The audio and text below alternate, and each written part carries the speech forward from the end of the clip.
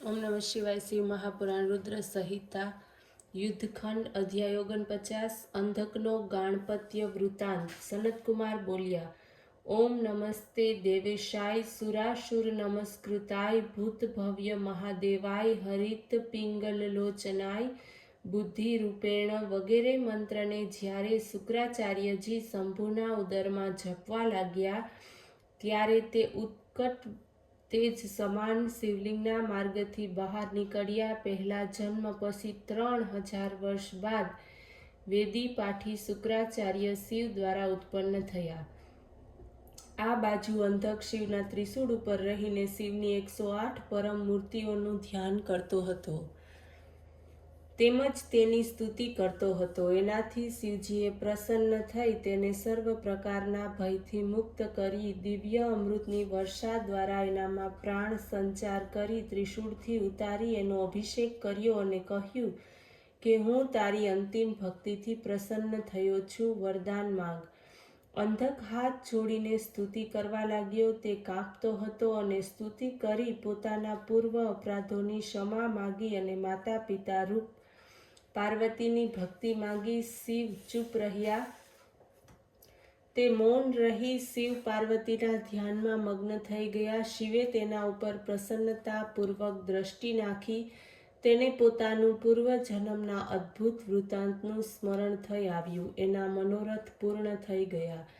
તે પોતાના માતા પિતાને પ્રણામ કરીને કૃતકૃત્ય થઈ ગયા। શિવ પાર્વતી તેના મસ્તકને સૂંઘવા લાગ્યા। પછી તો તેણે પ્રસન્ન શિવની ઈચ્છિત વરની પ્રાપ્તિ કરી। આ જ એ અંધકનું પુરાતન ગાણપત્ય વૃત્તાંત છે જે એણે મહાદેવજીની કૃપાથી પ્રાપ્ત કર્યું હતું। જે એને ધ્યાનપૂર્વક ભણે છે એની કામના પૂર્ણ થાય છે। અધ્યાય 50 શુક્રાચાર્યને અમૃત સંજીવની વિદ્યાની પ્રાપ્તિ। સનતકુમાર બોલ્યા, હે વ્યાસ, હવે શુક્રાચાર્યે સંજીવની વિદ્યાની પ્રાપ્તિ કેવી રીતે કરી હતી તે વૃત્તાંત અમને સંભળાવો। પહેલા શુક્રાચાર્ય વારાણસી નામના નગરમાં જઈને પ્રભુ વિશ્વનાથનું ધ્યાન કરતા હતા। ઘણા સમય સુધી તપ કરવા લાગ્યા। ત્યાં તેમણે શિવના જ્યોતિર્લિંગની સ્થાપના કરી અને એની આગળ સુંદર એક રમણીય કૂવો ખોદાવ્યો અને એક દ્રોણ પંચામૃતથી શિવને 1,00,000 વાર સ્નાન કરાવીને પછી સુગંધી દ્રવ્યોથી સ્નાન કરાવ્યું। આ પ્રમાણે અનેક મનોહર પત્રો તથા સુંદર કમળોથી તેમણે સાવધાનચિત્ત થઈ શિવની પૂજા કરી। પછી સ્તુતિપૂર્વક શિવ સહસ્ત્ર નામ તથા અન્ય સ્તોત્રોથી શિવજીને સંતુષ્ટ કર્યા। આ પ્રમાણે શુક્રાચાર્યે 5000 વર્ષ સુધી અનેક પ્રકારથી શિવની પૂજા કરવા લાગ્યા। પરંતુ આટલું કરવા છતાં પણ શિવે વરદાન ન આપ્યું।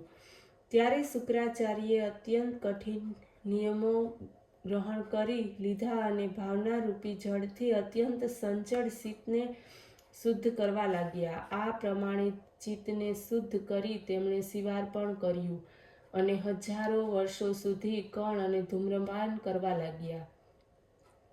ત્યારે શિવજી પ્રગટ થયા અને શુક્રાચાર્યને કહેવા લાગ્યા, હે તપોનિધિ ભૃગુના પુત્ર, હું તમારા આ તપથી ઘણો જ પ્રસન્ન થયો છું। તમારી જે ઈચ્છા હોય તે વરદાન માંગો।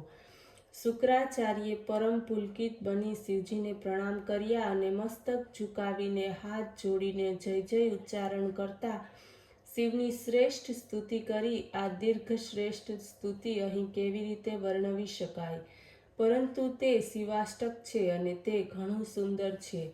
શુક્રના એ અષ્ટકને સાંભળીને શિવ વધુ પ્રસન્ન થયા।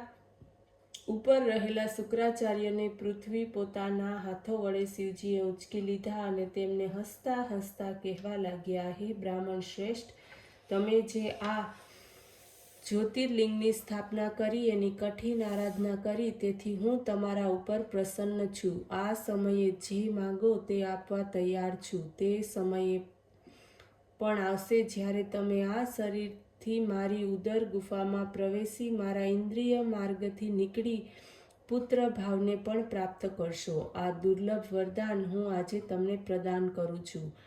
આનાથી અતિરિક્ત મેં તપસ્યા દ્વારા જે અમૃત સંજીવની વિદ્યાને પ્રાપ્ત કરી છે તે પણ હું તમને આપું છું.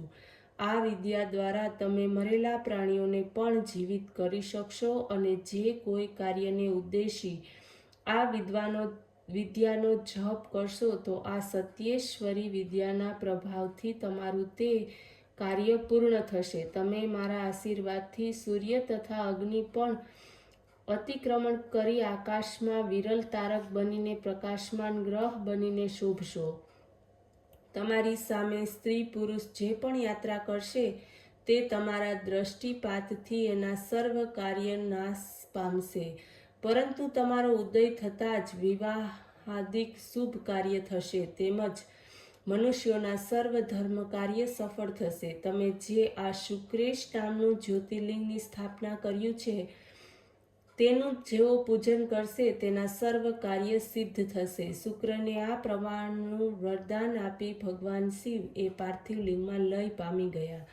હે વ્યાસજી, શુક્રાચાર્ય જે રીતે આ મૃત્યુંજય નામની વિદ્યાને પ્રાપ્ત કરી તે મેં તમને સંભળાવી. હવે એની આગળ બીજું શું સાંભળવાની ઈચ્છા રાખો છો તે કહો.